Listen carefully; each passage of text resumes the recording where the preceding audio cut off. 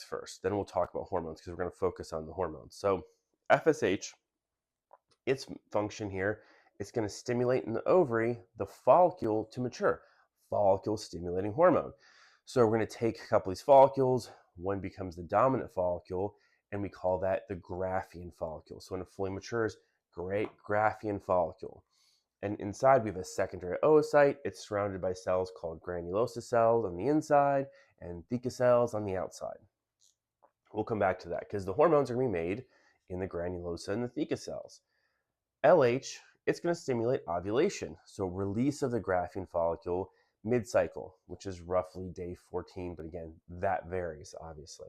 So they're the kind of reproductive effects they're going to directly have, okay, on the ovaries.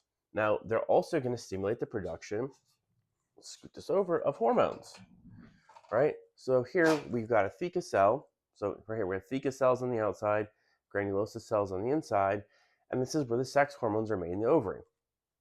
The three big hormones we want to focus on are progesterone, testosterone, and estradiol. So remember, these are steroid hormones derived from cholesterol, and guess what? They all end in ONE or IOL. So ON or IOL, progesterone, testosterone, right? Estradiol. And we'll talk about some of the precursors. So LH and FSH are going to stimulate this process. So pregnenolone is a parent hormone. And again, we can actually buy pregnenolone as a supplement. So, and pregnenolone is going to convert into progesterone. So we got pregnenolone, this parent hormone, converting to progesterone.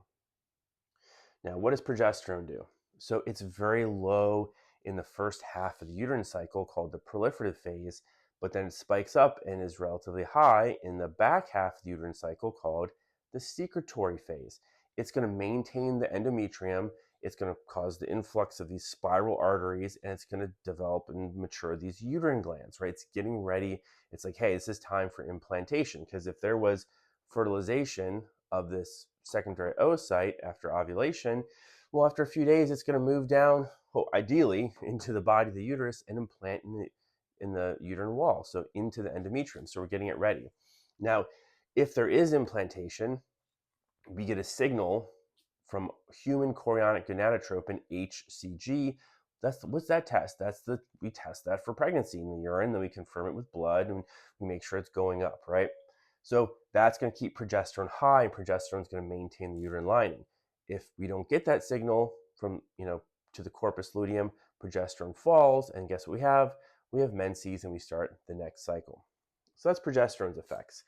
It's then converted to androstenedione. So this is a precursor hormone to testosterone. Yes, testosterone is made in the ovaries, right? Everyone doesn't really focus on it. They focus on estradiol and progesterone, but guess what? Testosterone is made in the ovaries. So this is going to convert into testosterone. So it's going to move into the granulosa cell and convert into testosterone. So what is testosterone going to do for females? Well, some of the secondary sex characteristics like body hair growth, that's not really modulated by estradiol. It's going to be from testosterone.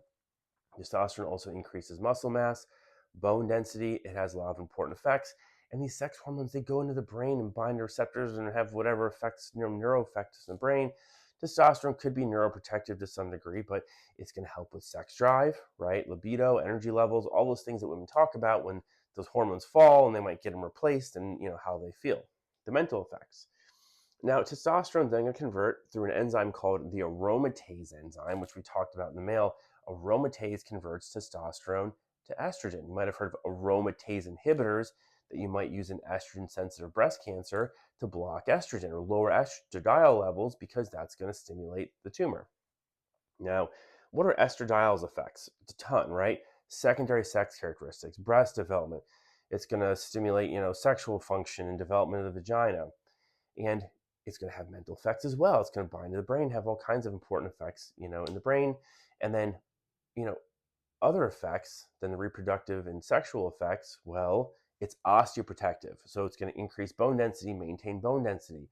It's going to be cardioprotective. So do we have a lot of women having cardiac events and myocardial infarctions pre-menopause period?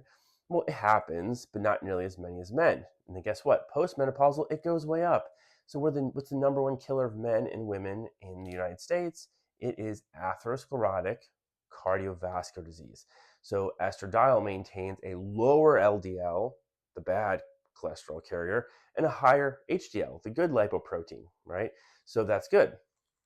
Now, those are the effects of estradiol. One more, too, it can be neuroprotective, right? There's not as much evidence behind this, but it might protect against things like dementia, like especially the number one common dementia, Alzheimer's disease. So that's something we have to probably study more and take into consideration. So estradiol's reproductive effects, well, it's going to have two little peaks, one in the proliferative phase and one in the secretory phase, but it's also going to build up the uterine lining, the endometrium, mostly in that proliferative phase, where progesterone is going to have more effects in the secretory phase, in the back half of the uterine cycle. So those are the sex hormones, right? And then we talk about these. What's the biggest issue? Well, postmenopausal women, which I already mentioned, right? When these sex hormones drop, right, in the perimenopausal period, what happens?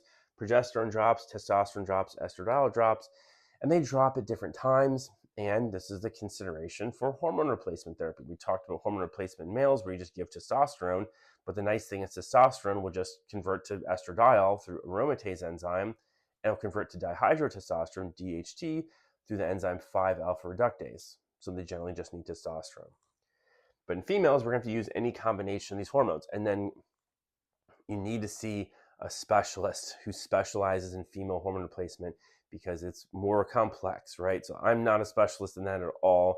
So you need to see a specialist, right? And obviously none of this is medical advice. This is just the science background.